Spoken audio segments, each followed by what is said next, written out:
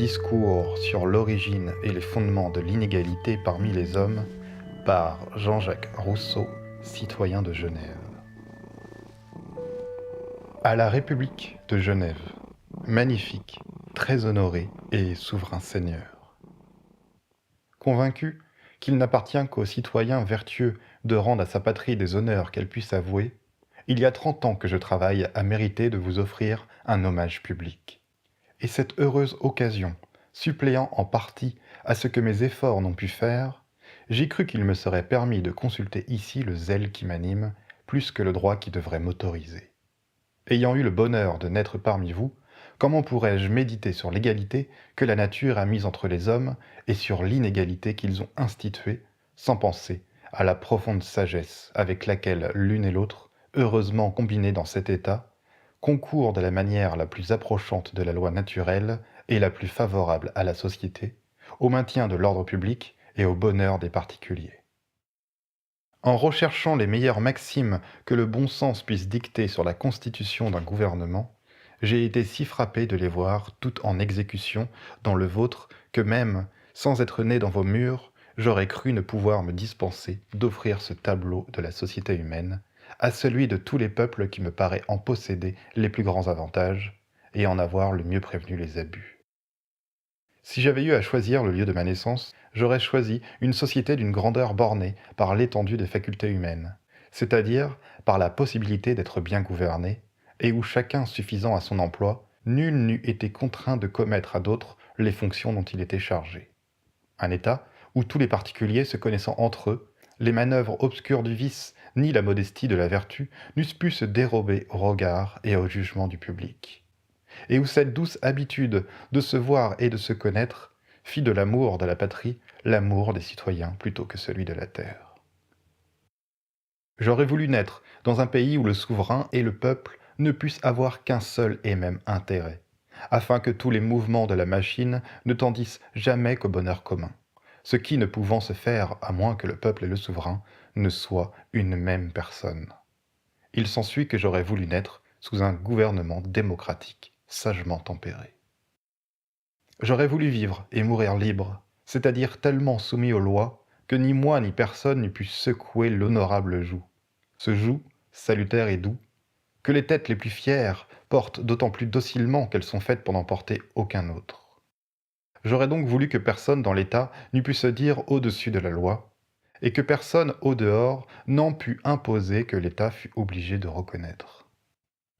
Car quelle que puisse être la constitution d'un gouvernement, s'il s'y trouve un seul homme qui ne soit pas soumis à la loi, tous les autres sont nécessairement à la discrétion de celui-là.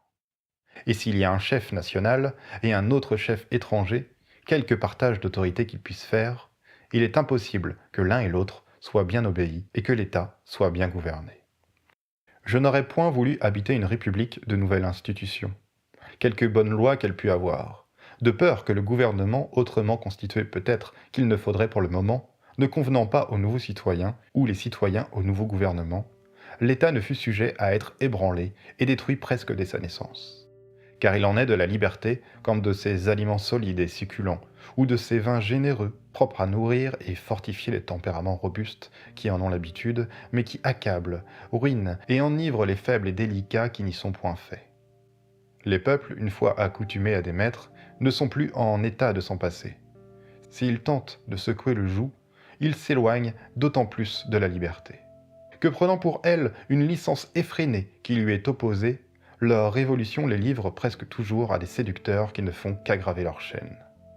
Le peuple romain lui-même, ce modèle de tous les peuples libres, ne fut point en état de se gouverner en sortant de l'oppression des Tarquins. Avili par l'esclavage et les travaux ignominieux qui lui avaient imposés, ce n'était d'abord qu'une stupide populace qu'il fallut ménager et gouverner avec la plus grande sagesse, afin que, s'accoutumant peu à peu à respirer l'air salutaire de la liberté, ces âmes énervées, ou plutôt abruties sous la tyrannie, acquissent par degrés cette sévérité de mœurs et cette fierté de courage qui en firent enfin le plus respectable de tous les peuples. J'aurais donc cherché pour ma patrie une heureuse et tranquille république dont l'ancienneté se perdit en quelque sorte dans la nuit des temps, qui n'eût éprouvé que des atteintes propres à manifester et affermir dans ses habitants le courage et l'amour de la patrie, et où les citoyens accoutumés de longue main à une sage indépendance fussent non seulement libres, mais dignes de l'être.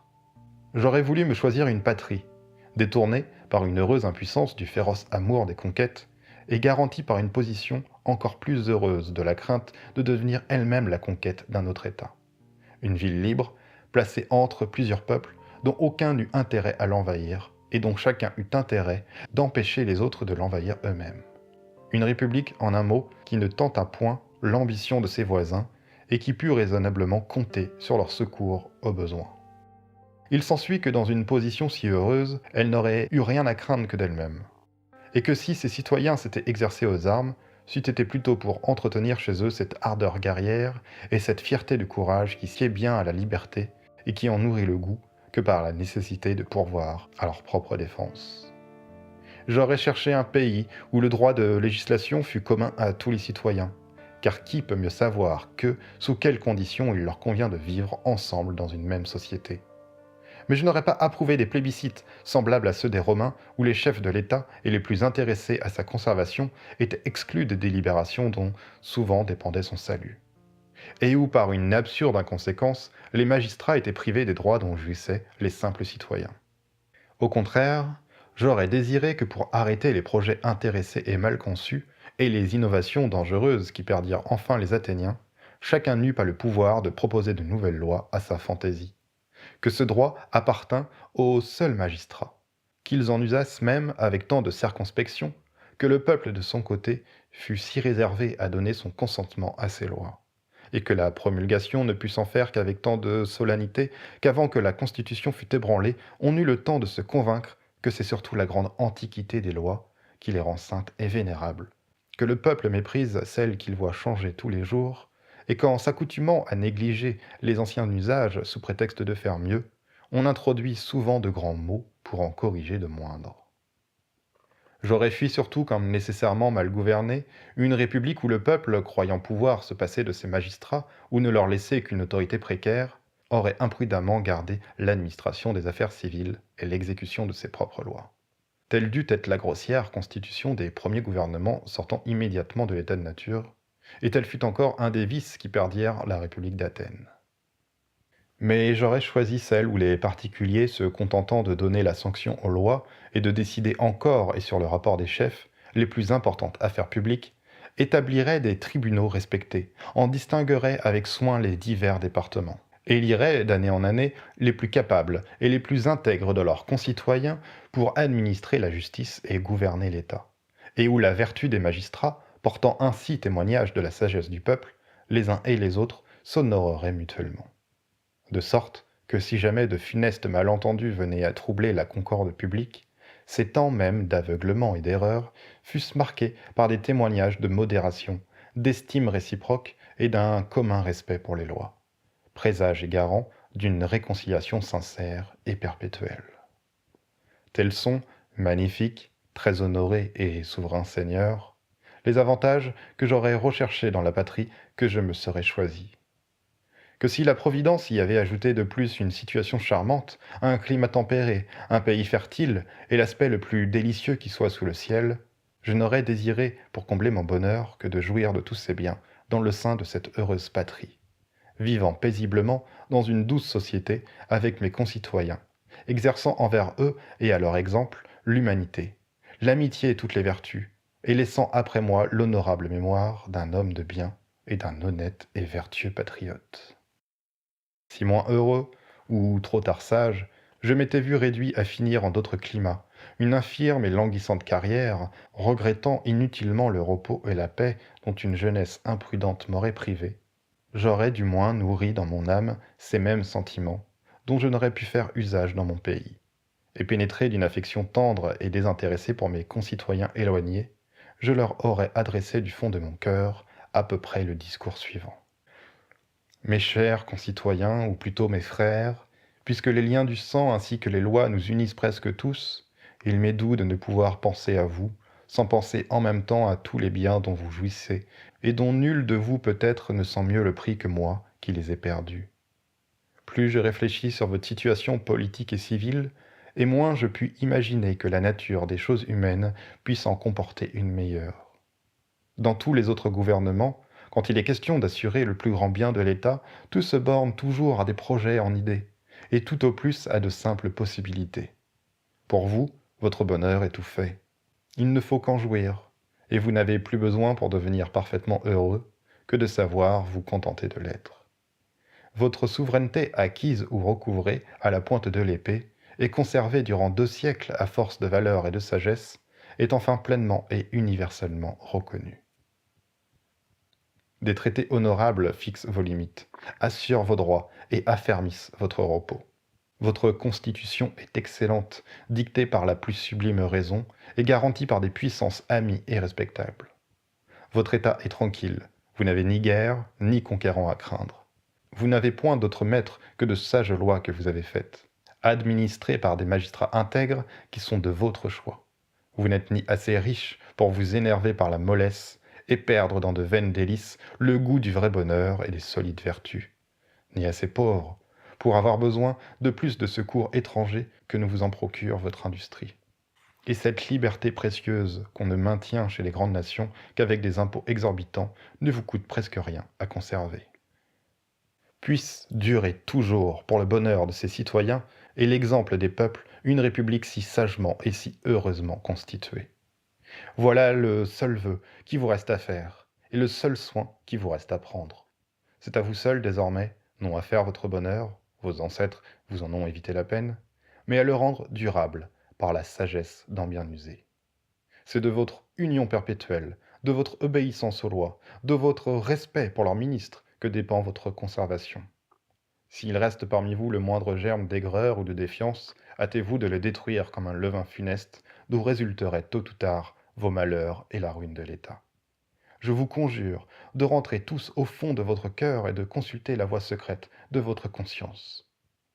Quelqu'un parmi vous connaît-il dans l'univers un corps plus intègre, plus éclairé, plus respectable que celui de votre magistrature? Tous ses membres ne vous donnent-ils pas l'exemple de la modération, de la simplicité de mœurs, du respect pour les lois et de la plus simple réconciliation? Rendez donc sans réserve à de si sages chefs cette salutaire confiance que la raison doit à la vertu. Songez qu'ils sont de votre choix, qu'ils le justifient et que les honneurs dus à ceux que vous avez constitués en dignité retombent nécessairement sur vous-même. Nul de vous n'est assez peu éclairé pour ignorer qu'où cesse la rigueur des lois et l'autorité de leurs défenseurs, il ne peut y avoir ni sûreté ni liberté pour personne. De quoi s'agit-il donc entre vous que de faire de bon cœur et avec une juste confiance ce que vous seriez toujours obligé de faire par un véritable intérêt, par devoir et pour la raison? Qu'une coupable et funeste indifférence pour le maintien de la Constitution ne vous fasse jamais négliger au besoin les sages avis des plus éclairés et des plus zélés d'entre vous, mais que l'équité, la modération, la plus respectueuse fermeté continuent de régler toutes vos démarches et de montrer en vous à tout l'univers l'exemple d'un peuple fier et modeste, aussi jaloux de sa gloire que de sa liberté. Gardez-vous surtout, et ce sera mon dernier conseil, d'écouter jamais des interprétations sinistres et des discours envenimés dont les motifs secrets sont souvent plus dangereux que les actions qui en sont l'objet. Toute une maison s'éveille et se tient en alarme au premier cri d'un bon et fidèle gardien qui n'aboie jamais qu'à l'approche des voleurs. Mais on hait l'importunité de ces animaux bruyants qui troublent sans cesse le repos public, et dont les avertissements continuels et déplacés ne se font pas même écouter au moment qu'ils sont nécessaires. Et vous, magnifique et très honoré Seigneur, vous digne et respectable magistrat d'un peuple libre, permettez-moi de vous offrir en particulier mes hommages et mes devoirs. S'il y a dans le monde un rang propre à illustrer ce qu'il occupe, c'est sans doute celui qui donne les talents et la vertu, celui dont vous vous êtes rendu digne, et auquel vos concitoyens vous ont élevé. Leur propre mérite ajoute encore au vôtre un nouvel éclat, et choisi par des hommes capables d'en gouverner d'autres, pour les gouverner eux-mêmes, je vous trouve autant au-dessus des autres magistrats qu'un peuple libre. Et surtout, celui que vous avez l'honneur de conduire est par ses lumières et par sa raison au-dessus de la populace des autres États. Qu'il me soit permis de citer un exemple dont il devrait rester de meilleures traces et qui sera toujours présent à mon cœur. Je ne me rappelle point sans la plus douce émotion la mémoire du vertueux citoyen de qui j'ai reçu le jour et qui souvent entretint mon enfance du respect qui vous était dû. Je le vois encore vivant du travail de ses mains et nourrissant son âme des vérités les plus sublimes.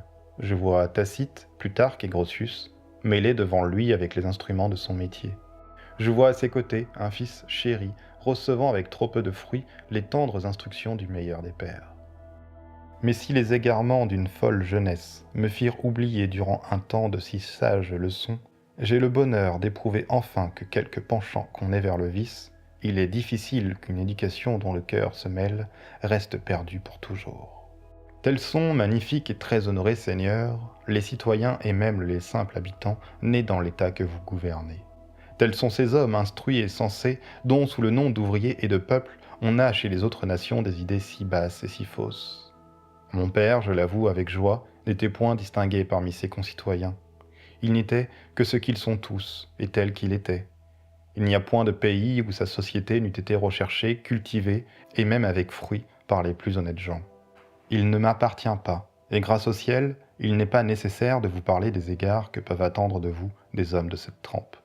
Vos égaux par l'éducation, ainsi que par les droits de la nature et de la naissance, vos inférieurs par leur volonté, par la préférence qu'ils devaient à votre mérite, qu'ils lui ont accordée, et pour laquelle vous leur devez à votre tour une sorte de reconnaissance. J'apprends avec une vive satisfaction de combien de douceur et de condescendance vous tempérez avec eux la gravité convenable aux ministres des lois, combien vous leur rendez en estime et en intention ce qu'ils vous doivent d'obéissance et de respect. Conduite pleine de justice et de sagesse, propre à éloigner de plus en plus la mémoire des événements malheureux qu'il faut oublier pour ne les revoir jamais. Conduite d'autant plus judicieuse que ce peuple équitable et généreux se fait un plaisir de son devoir, qu'il aime naturellement à vous honorer et que les plus ardents à soutenir leurs droits sont les plus portés à respecter les vôtres. Il ne doit pas être étonnant que les chefs d'une société civile en aiment la gloire et le bonheur, mais il l'est trop pour le repos des hommes que ceux qui se regardent comme les magistrats, ou plutôt comme les maîtres d'une patrie plus sainte et plus sublime, témoignent quelque amour pour la patrie terrestre qui les nourrit. Qu'il m'est doux de pouvoir faire en notre faveur une exception si rare, et placer au rang de nos meilleurs citoyens ces zélés dépositaires des dogmes sacrés autorisés par les lois, ces vénérables pasteurs des âmes, dont la vive et douce éloquence porte d'autant mieux dans les cœurs les maximes de l'Évangile qu'ils commencent toujours par les pratiquer eux-mêmes. Tout le monde sait avec quel succès le grand art de la chair est cultivé à Genève. Mais, trop accoutumés à hardir d'une manière et faire d'une autre, peu de gens savent jusqu'à quel point l'esprit du christianisme, la sainteté des mœurs, la sévérité pour soi-même et la douceur pour autrui règnent dans le corps de nos ministres. Peut-être appartient-il à la seule ville de Genève de montrer l'exemple édifiant d'une aussi parfaite union entre une société de théologiens et de gens de lettres. C'est en grande partie sur leur sagesse et leur modération reconnue, c'est sur leur zèle pour la prospérité de l'État que je fonde l'espoir de son éternelle tranquillité. Et je remarque, avec un plaisir mêlé d'étonnement et de respect, combien ils ont d'horreur pour les affreuses maximes de ces hommes sacrés et barbares dont l'histoire fournit plus d'un exemple, et qui, pour soutenir les prétendus droits de Dieu, c'est-à-dire leurs intérêts, étaient d'autant moins avares du sang humain qu'ils se flattaient que le leur serait toujours respecté. Pourrais-je oublier cette précieuse moitié de la République qui fait le bonheur de l'autre, et dont la douceur et la sagesse y maintiennent la paix et les bonnes mœurs? Aimable et vertueuse citoyenne, le sort de votre sexe sera toujours de gouverner le nôtre. Heureux, quand votre chaste pouvoir, exercé seulement dans l'union conjugale, ne se fait sentir que pour la gloire de l'État et le bonheur public. C'est ainsi que les femmes commandaient à Sparte, et c'est ainsi que vous méritez de commander à Genève.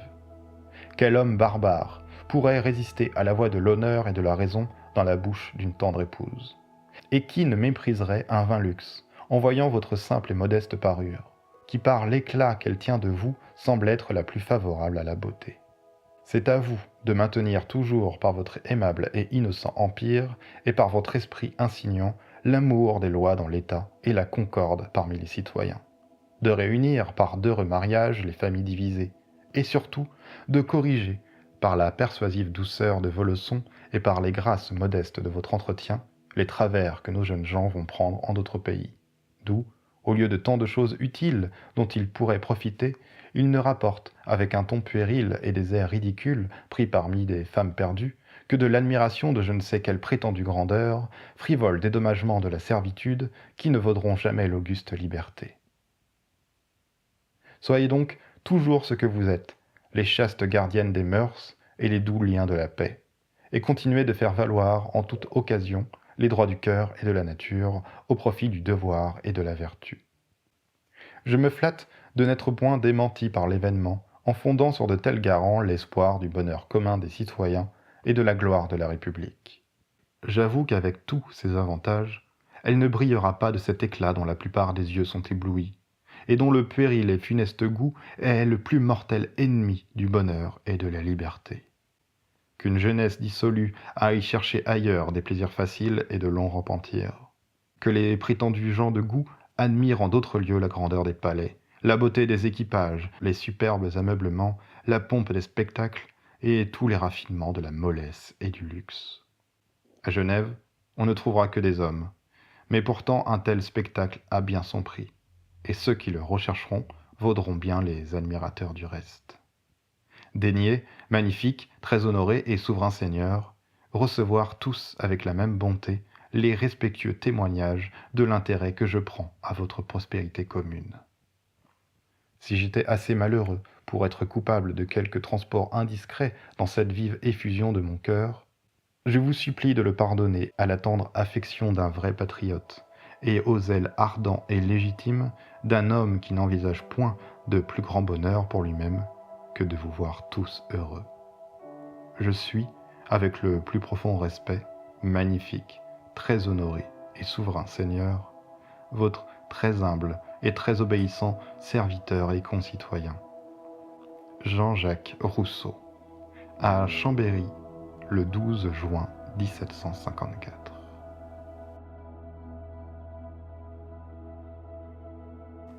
Préface.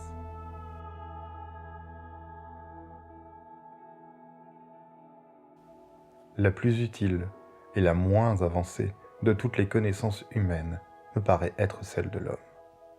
Et j'ose dire que la seule inscription du temple de Delphes contenait un précepte plus important et plus difficile que tous les gros livres des moralistes. Aussi je regarde le sujet de ce discours comme une des questions les plus intéressantes que la philosophie puisse proposer, et malheureusement, pour nous, comme une des plus épineuses que les philosophes puissent résoudre. Car comment connaître la source de l'inégalité parmi les hommes si l'on ne commence par les connaître eux-mêmes? Et comment l'homme viendrait-il à bout de se voir tel que l'a formé la nature, à travers tous les changements que la succession des temps et des choses a dû produire dans sa constitution originelle, et de démêler ce qu'il tient de son propre fond d'avec ce que les circonstances et ses progrès ont ajouté ou changé à son état primitif. Semblable à la statue de Glaucus, que le temps, la mer et les orages avaient tellement défigurée qu'elle ressemblait moins à un dieu qu'à une bête féroce, l'âme humaine, altérée au sein de la société par mille causes sans cesse renaissantes, par l'acquisition d'une multitude de connaissances et d'erreurs, par les changements arrivés à la constitution des corps et par le choc continuel des passions, a, pour ainsi dire, changé d'apparence au point d'être presque méconnaissable. Et l'on n'y trouve plus, au lieu d'un être agissant, toujours par des principes certains et invariables, au lieu de cette céleste et majestueuse simplicité dont son auteur l'avait empreinte, que le difforme contraste de la passion qui croit raisonner et de l'entendement en délire. Ce qu'il y a de plus cruel encore, c'est que tous les progrès de l'espèce humaine, l'éloignant sans cesse de son état primitif, plus nous accumulons de nouvelles connaissances et plus nous nous ôtons les moyens d'acquérir la plus importante de toutes, et que c'est, en un sens, à force d'étudier l'homme que nous nous sommes mis hors d'état de le connaître. Il est aisé de voir que c'est dans ces changements successifs de la constitution humaine qu'il faut chercher la première origine des différences qui distinguent les hommes, lesquels, d'un commun aveu, sont naturellement aussi égaux entre eux que l'étaient les animaux de chaque espèce, avant que diverses causes physiques eussent introduit dans quelques-unes les variétés que nous y remarquons. Il n'est pas concevable que ces premiers changements, par quelque moyen qu'ils soient arrivés, aient altéré tout à la fois et de la même manière tous les individus de l'espèce.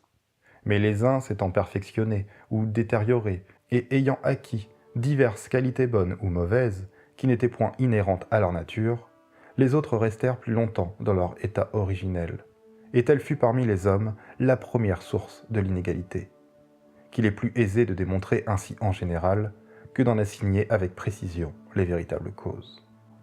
Que mes lecteurs ne s'imaginent donc pas que j'ose me flatter d'avoir vu ce qui me paraît si difficile à voir.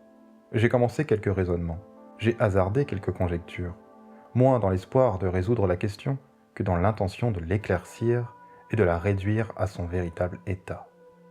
D'autres pourront aisément aller plus loin dans la même route, sans qu'il soit facile à personne d'arriver au terme.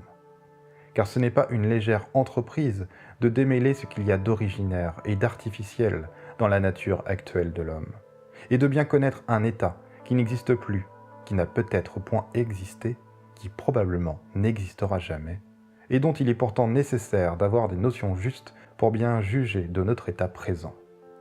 Il faudrait même plus de philosophie qu'on ne pense à celui qui entreprendrait de déterminer exactement les précautions à prendre pour faire sur ce sujet de solides observations. Et une bonne solution du problème suivant ne me paraîtrait pas indigne des Aristotes et des Plines de notre siècle. Quelles expériences seraient nécessaires pour parvenir à connaître l'homme naturel? Et quels sont les moyens de faire ces expériences au sein de la société? Loin d'entreprendre de résoudre ce problème, je crois en avoir assez médité le sujet pour oser répondre d'avance que les plus grands philosophes ne seront pas trop bons pour diriger ces expériences, ni les plus puissants souverains pour les faire. Concours auquel il n'est guère raisonnable de s'attendre, surtout avec la persévérance, ou plutôt la succession de lumière et de bonne volonté nécessaires de part et d'autre pour arriver au succès. Ces recherches, si difficiles à faire, et auxquelles on a si peu songé jusqu'ici, sont pourtant les seuls moyens qui nous restent de lever une multitude de difficultés qui nous dérobent la connaissance des fondements réels de la société humaine. C'est cette ignorance de la nature de l'homme qui jette tant d'incertitude et d'obscurité sur la véritable définition du droit naturel. Car l'idée du droit, dit M. Burlamaqui, et plus encore celle du droit naturel, sont manifestement des idées relatives à la nature de l'homme. C'est donc de cette nature même de l'homme, continue-t-il, de sa constitution et de son état, qu'il faut déduire les principes de cette science. Ce n'est point sans surprise et sans scandale qu'on remarque le peu d'accord qui règne sur cette importante matière entre les divers auteurs qui en ont traité. Parmi les plus graves écrivains, à peine en trouve-t-on deux qui soient du même avis sur ce point. Sans parler des anciens philosophes, qui semblent avoir pris à tâche de se contredire entre eux sur les principes les plus fondamentaux. Les jurisconsultes romains assujettissent indifféremment l'homme et tous les autres animaux à la même loi naturelle, parce qu'ils considèrent plutôt sous ce nom la loi que la nature s'impose à elle-même que celle qu'elle prescrit. Ou plutôt, à cause de l'acception particulière selon laquelle ces jurisconsultes entendent le mot de loi, qu'ils semblent n'avoir pris en cette occasion que pour l'expression des rapports généraux établis par la nature entre tous les êtres animés pour leur commune conservation. Les modernes, ne reconnaissant sous le nom de loi qu'une règle prescrite à un être moral, c'est-à-dire intelligent, libre et considéré dans ses rapports avec d'autres êtres, bornent conséquemment au seul animal doué de raison, c'est-à-dire à l'homme, la compétence de la loi naturelle. Mais définissant cette loi, chacun à sa mode, ils l'établissent tous sur des principes si métaphysiques qu'il n'y a même parmi nous bien peu de gens en état de comprendre ces principes, loin de pouvoir les trouver d'eux-mêmes. De sorte que toutes les définitions de ces savants hommes, d'ailleurs en perpétuelle contradiction entre elles, s'accordent seulement en ceci, qu'il est impossible d'entendre la loi de nature, et par conséquent d'y obéir, sans être un très grand raisonneur et un profond métaphysicien.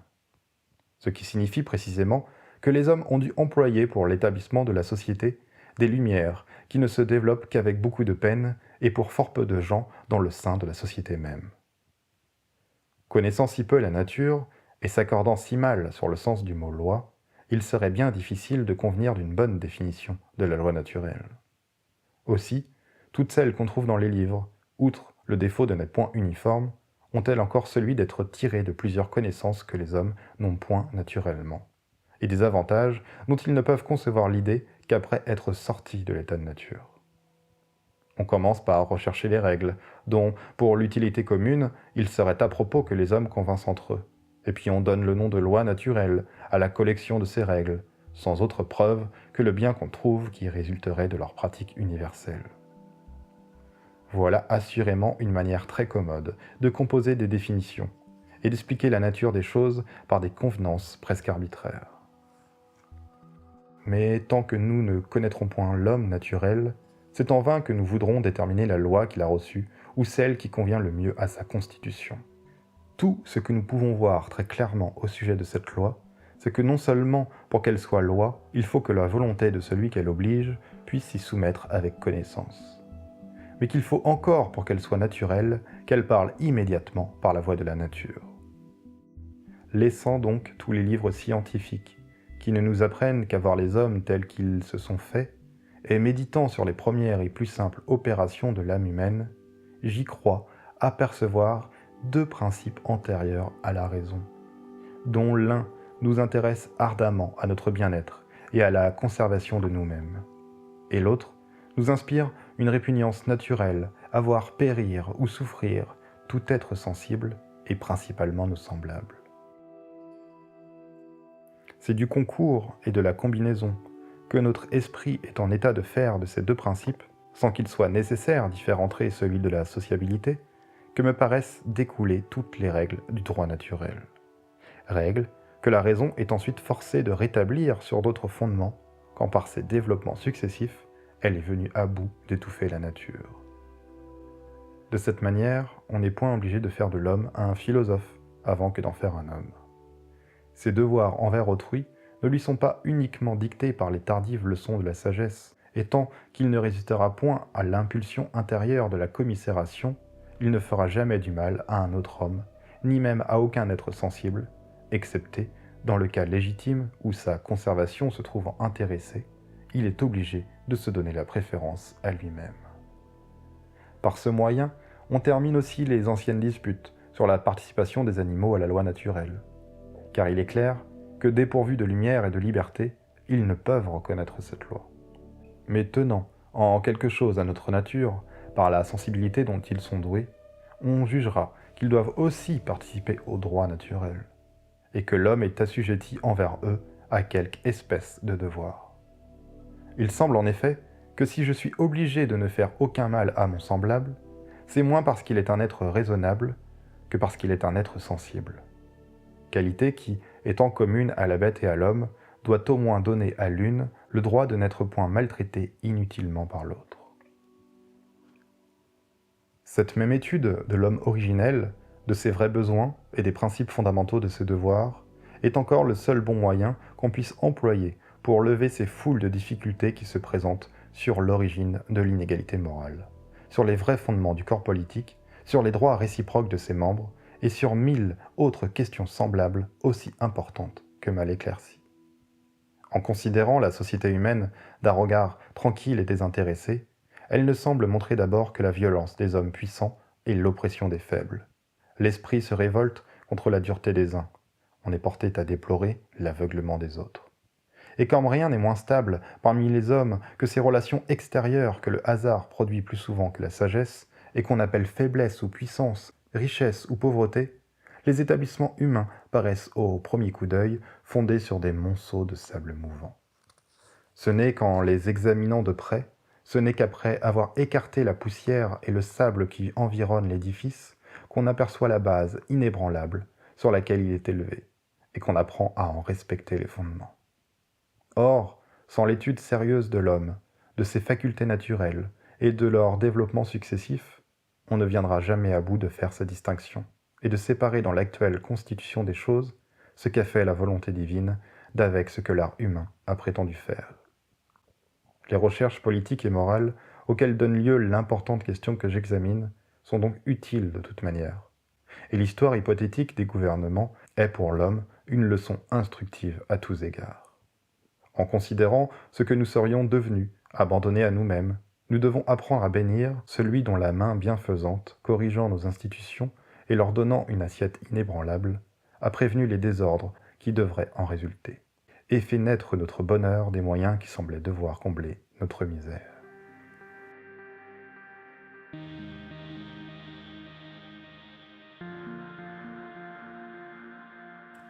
Avertissement sur les notes.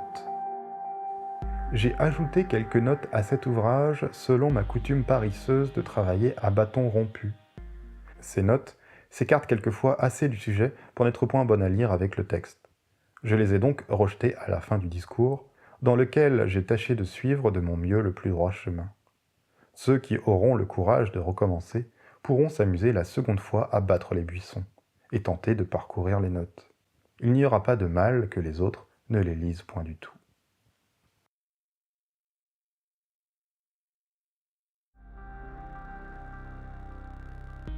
Question proposée par l'Académie de Dijon.